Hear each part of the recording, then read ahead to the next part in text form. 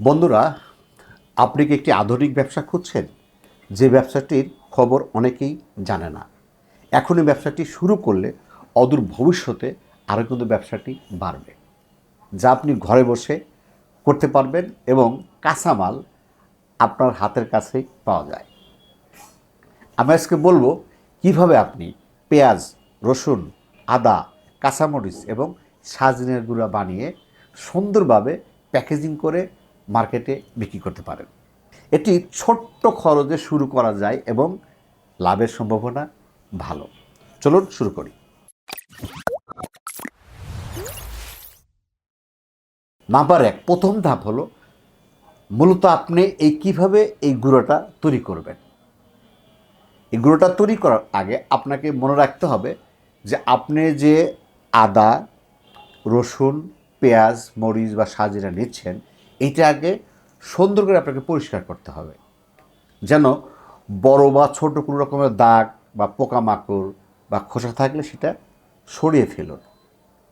পরিষ্কার করার পরে আপনি এগুলোকে সুন্দর করে টুকরো টুকরো টুকরো টুকরো করে আপনার সুবিধা মতো, যেমন ধরুন আপনার হয়তো আদাটা যত ছোটো হয়, চিকন হয়, বা রসুনটা যত ছোটো কুচি কুচি করা যায়, যাতে আপনার সুবিধা মতো আপনি সেটাকে ফাইন করে টুকরো করে আপনার সুবিধা মতো কেটে নিতে হবে। কেটে নেওয়ার পরে আপনার কাজ হল শুকানো। এটা আপনি সূর্যের আলোতে শুকাতে পারেন। এছাড়াও এখন বাংলাদেশে ওভেন মেশিন কিনতে পাওয়া যায়, যেটা 50 বা 60 ডিগ্রি তাপমাত্রায় অটোমেটিক মেশিন কিনতে পাওয়া যায়। সেটা অটোমেটিক মেশিন আপনি গুগলে সার্চ দিলে পাবেন।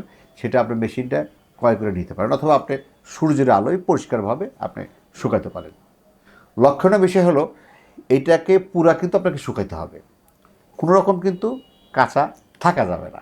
গুঁড়োটা কীভাবে করবেন?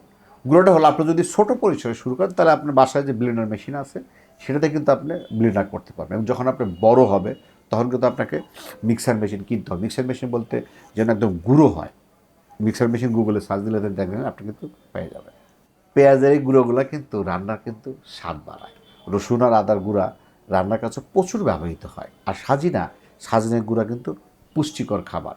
অনেকেই কিন্তু পানির সাথে বা গ্লাসের সাথে চামচ দিয়ে কিন্তু খেয়ে ফেলেন, প্রচুর কিন্তু চলে। এবার দ্বিতীয় ধাপ হলো আপনাকে একটা সুন্দর প্যাকেজিং করতে হবে। এখন সেই প্যাকেজিংয়ে ধরেন আপনি এলাকা ভিত্তিক বুঝবেন যে আপনার 250 গ্রাম প্যাকেট হতে পারে, 500 গ্রাম হতে পারে, বা 1 কেজি হতে পারে, আপনার সাইজ মতো। এটা আপনি পলিব্যাগে করতে পারেন। পলিব্যাগে করে আপনি সুন্দর করে স্টিকার করে লাগা দিলেন, অথবা কাঁচের কোটা হতে পারে, প্লাস্টিকের কোটা হতে পারে। এটা আপনি বাজারের উপর নির্ভর করবে। আপনি তিনটাই করলেন, আপনি প্লাস্টিক প্যাকেজ করলেন, কাঁচের কোটাও করলেন, প্যাকেজিংও করলেন, প্লাস্টিকের কোটাও করলেন, কাঁচের কোটাও করলেন। স্টেপ 3 হচ্ছে, দেখেন, লেবেলিংটা কিন্তু অনেক গুরুত্বপূর্ণ। দেখেন, পণ্যের নাম, উৎপাদন তারিখ, মেয়াদ, উপাদান কী কী আছে এগুলো কিন্তু লেবেলে লিখতে হবে, এবং সুন্দর ডিজাইন। তার মানে লেবেলটাই কিন্তু ক্রেতার আকর্ষণ বাড়ায়। লেবেল এবং প্যাকেটিং এবং বোতল, এটা কিন্তু কাস্টমারের আকর্ষণ বাড়ায়। কিন্তু আপনাকে একদম পারফেক্টলি করতে হবে। পলিতে বলেন বা কাঁচের বোতলে বলেন বা যেখানে বলেন না কেন, আপনার যাবতীয় তখন কিন্তু অবশ্যই আপনার কিন্তু হ্যান্ড গ্লোভ ইউজ করে নিতে হবে, যেন এখানে কোনো রকম, যেহেতু খাবার পাই, আপনার যেন কোনো রকম ভাইরাস বা কোনো রকম যেন আপনার মালের ভিতরে না থাকে, এটা কিন্তু খেয়াল রাখতে হবে। হাতে গ্লোভ পরে, এবং গ্লোভ পরার পর যদি মোখা হয় তাহলে মোখা লাগাবেন, অথবা সিলগালা করবেন। সিলগালা করতে প্রেশার দিয়ে আপনি সিলগালা করে হাতে কিন্তু করতে পারেন। ধাপ 3, দেখেন, বাজারজাতকরণ। বাজারজাতগুলো কোথায় করবেন? দেখেন, স্থানীয় যে বাজারগুলো আছে, মুদিখানা দোকান আছে, হোটেল আছে, রেস্তোরাঁ আছে, এদের সাথে যোগাযোগ করবেন। এছাড়াও আমাদের বাংলাদেশে অনলাইন দেখেন, ফেসবুক আছে, ইনস্টাগ্রাম আছে, মেসেজিং আছে, আপনার ইউটিউব আছে। এই যে সোশ্যাল মিডিয়াগুলো আছে, এগুলো কিন্তু আপনি মার্কেটিং করতে পারেন। আর মাঝে মধ্যে ফ্রি স্যাম্পল বা ফিডব্যাক নেওয়ার জন্য আপনি যাদেরকে খাওয়াচ্ছেন তাদেরকে ছোট্ট প্যাকেজিং করে ফিডব্যাক নেওয়ার জন্য ফ্রি স্যাম্পল দিলেন, বা গিফট দিলেন, বা দোকানদারকে দিলেন যে ভাই দোকানদার আপনি বাসায় একটু খাওয়া দেখেন। এই যে ফ্রি স্যাম্পল, ফিডব্যাক, মানে আপনারা তাদের কাছে ফিডব্যাক পাবেন। প্রথমে ছোট্ট করে শুরু করুন। ছোট্ট করে শুরু করার পর আপনি যে জায়গায় কিছু স্যাম্পল দিচ্ছেন, ওই স্যাম্পলগুলো ফিডব্যাক কী বলে, তারা কী বলে, তারপরে আপনি এটা বড় আকারে, যেহেতু নতুন বিজনেস, তারপরে আপনি সেটা ধীরে ধীরে বড় আকারে, যখন আপনি ফিডব্যাক ভালো পাচ্ছেন, যেন আপনার এক বাসায় নিচ্ছে, সে আবার নিচ্ছে, তখন আপনি ধীরে ধীরে বড় করুন। ফিডব্যাকের উপর নির্ভর করবে আপনি এই ব্যবসাটা। ফিডব্যাক যদি ভালো পান তাহলে আপনি এই ব্যবসাটা বড় আকারে শুরু করতে পারেন।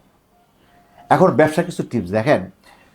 ছোট্ট ব্যবসা শুরু করুন, স্থানীয় দোকান বা হোটেলগুলোকে প্রাধান্য দিন, প্যাকেজিং এবং লেবেল সুন্দর রাখুন, ক্রেতার ফিডব্যাক নিয়ে মান উন্নয়ন করুন, অনলাইন মার্কেটিং করুন, ফেসবুক, ইনস্টাগ্রাম, প্রতিনিয়ত ভিডিও আপলোড দিন।